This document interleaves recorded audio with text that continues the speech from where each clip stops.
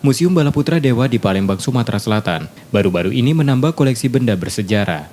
Koleksi tersebut adalah kemudi kapal dari kayu, diperkirakan berasal dari abad ke-16.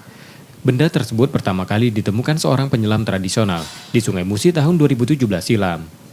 Kemudi kapal itu lalu dirawat seorang warga selama 3 tahun, hingga akhirnya menyerahkannya pada pihak museum. Kemudi kapal kuno ini terbuat dari kayu unglen, memiliki panjang 7,8 meter dengan berat sekitar 2 ton. Meski sudah berusia ratusan tahun, kemudi tersebut masih terlihat utuh. Melihat ukuran kemudi, badan kapal diperkirakan jauh lebih besar. Kemudi kapal kuno ini membuktikan kekuatan armada maritim di Nusantara pada masa lalu.